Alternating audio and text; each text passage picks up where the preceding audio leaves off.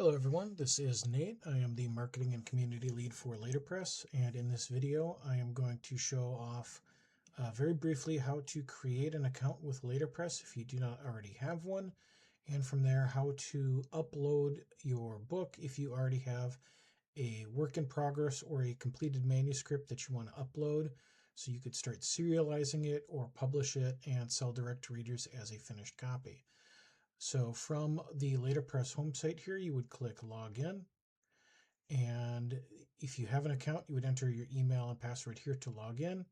If you don't have an account, you would click here and enter your name or your pen name, and then the email address and the password you would want associated with your account. If you've not published anything, then the name or pseudonym you enter here is going to only be visible to you. If you do publish anything, then the name or pseudonym you enter is going to be visible to readers. So keep that in mind when you're choosing a name to go in here, that if you do publish and offer books directly to readers, they will see what you choose there. And then once you have your information entered, you would click Sign Up. Now, if you have just created an account for the first time, you will be taken directly to this screen here that says Add Story. And you can enter the title of your story and decide if it wants to be a standalone book or if you are making this book part of a series. If you choose to make it part of a series, then you would enter the title of the series here. And then once this information is entered, hit Save and Continue. Now for the moment, I'm going to click Cancel. If you already have an account, then you would see any stories that you have in here. Otherwise, at any point, you can click Add a Series to create a new series or Add a Story to create a new story. So we'll get back into the flow here, and you can enter whatever title you want. This is changeable later, so you are not stuck with whatever you enter. And same goes for the title of the series. If you know your series, you can enter that. Otherwise, a placeholder is fine at this stage. Click Save and Continue. Now the Generate Outline stage is for folks who are creating a new book from scratch. You would not need this if you're already uploading a book, so click Skip this step. And now you will be taken directly into the text editor, which has no chapters, no content, or anything in here. And the wiki can be closed out, though you do not have to do that for the next step here. What you are looking for is these three dots, and the import epub option is the quickest and easiest way to import a complete book. The other option would be to click Add Chapter and manually copy and paste your text into the editor one chapter at a time. If you only have a couple chapters, that might be the way to go. Or if you're serializing things, you can copy paste in a chapter as they're finished.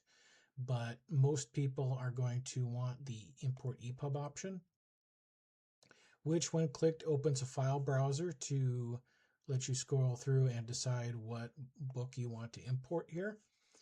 And then click Open. And next you will see a screen here asking you if you want to allow ebook downloads. This is optional. If you click yes, then the exact same file that you uploaded will be available for readers to download if they have purchased the book. We do not add any DRM to files that are uploaded with us, so people who purchase the book would be able to download a DRM-free ebook. If that is of concern to you, or you do not want to offer ebook downloads, you could click no. For the sake of this, I am going to click yes. And you can see just like that, all of my text has been imported. Now, if I later on decide I do not want to offer downloads anymore, I can go into Settings for the book, and down here where it says Download ebook, I can click this X, and that will remove the file so that it is no longer available to download.